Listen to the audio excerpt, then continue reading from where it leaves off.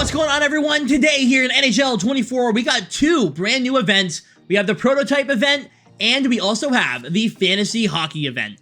Today, I'm going to go through all the new stuff here in Hockey Ultimate Team. If you guys are new, please don't forget to subscribe, and let's get started. So first of all, we have the prototype event with Mitch Marner, Brady Tkachuk, Nico Hischier, Devon Toews, and Radko Gudas bringing in your MSPs. And the event cards of Caroline Harvey, Rick Nash, Jay Bouwmeester, Chris Draper, and George Laraque. For fantasy hockey, the MSPs are Thomas Hertl, Trevor Zegras, Tim Stützle, Drew Doughty, and Rasmus Sandin. And your event cards are Alexis Lafreniere, Lucas Raymond, Alex Iafallo, Pavel Zacha, Sean Jersey, Dawson Mercer, Bowen Byram, Shea Theodore, and Matty Beniers. Now, along with those NHL fantasy hockey players, we also have some others from other leagues, including Jonathan Deline, Oliver Bonk, and a name I'll never be able to pronounce, and Marchini. If you want to pause and take a look at any of the cards available, feel free to do so, but I'm going to go through them fairly quickly. Thomas Hertl has Unstoppable Force with Sniper Forward and Speed Boost. Nicholas Robertson of the Toronto Marlies with Sniper Forward and Shooting Boost with Make It Snappy Silver Ability. Justin Falk with Offensive Defenseman and Shooting Boost with Thunderclap.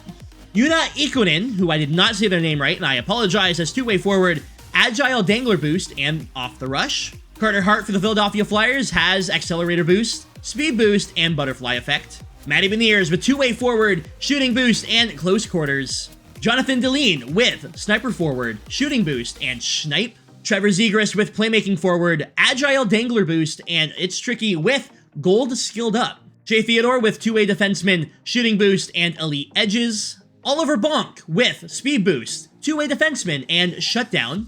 Dawson Mercer with Sniper Forward, Shooting Boost, and Close Quarters. Bowen Byram with Two-Way Defenseman, Accelerator Boost, and Silver Wheels, which is a really good ability. Nick Suzuki with Playmaking Forward, Playmaking Boost, Close Quarters, and Gold Born Leader. Great card. Sean Jersey with Two-Way Defenseman, Defensive Boost, and Ice Pack. Pavel Zacha with Power Forward, Playmaking Boost, and Big Rig. Lino Marchini, who I will never say their name right, and I apologize, has Playmaking Forward, Speed Boost, and Silver Wheels. That is the National League. Not positive, but hey, if he scores like 5 goals, this is going to be a fast card. Lucas Raymond with Two-Way Forward, Agile Dangler Boost, and Puck on a String. Alex Iafallo with Two-Way Forward, Shooting Boost, and Make It Snappy. Alexis Lafreniere with Playmaking Forward, Checking Boost, and Unstoppable Force.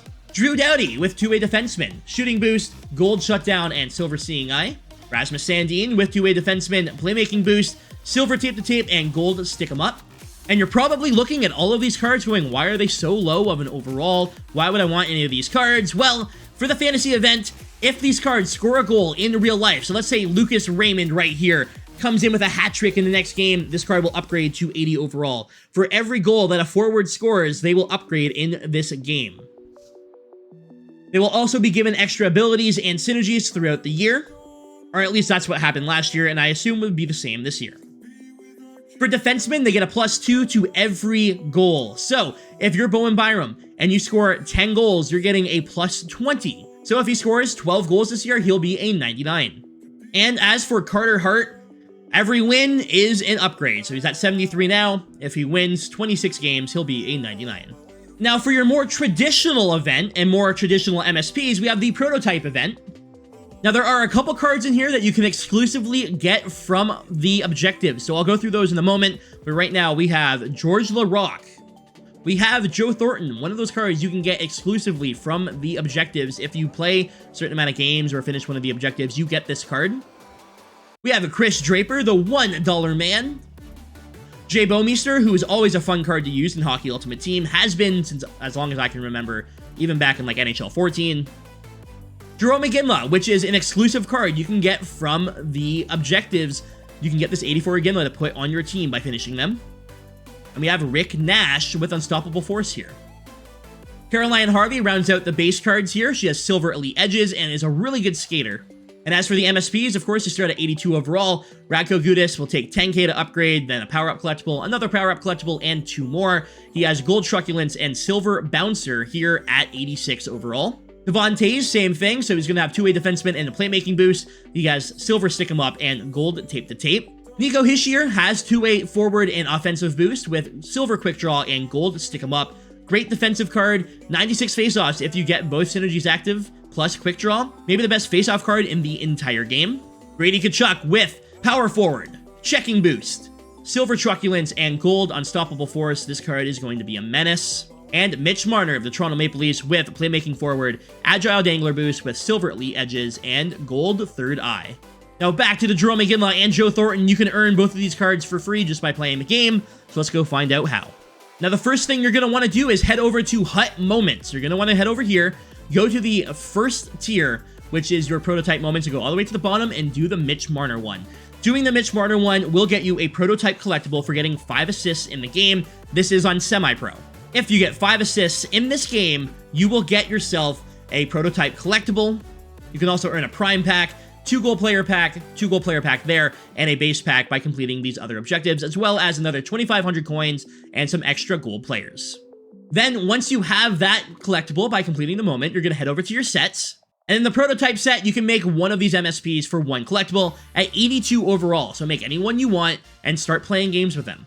If you perform 25 deeks with that player, you're going to get another collectible to get yourself a second MSP to make it so that way you have 2 cards, right? Then you're going to take shots. You take 125 shots and you get that Joe Thornton. Then if you make 90 hits, you also get another prototype player, any of the ones that were released here in week 1, which can be anyone from George LaRocque all the way to Caroline Harvey.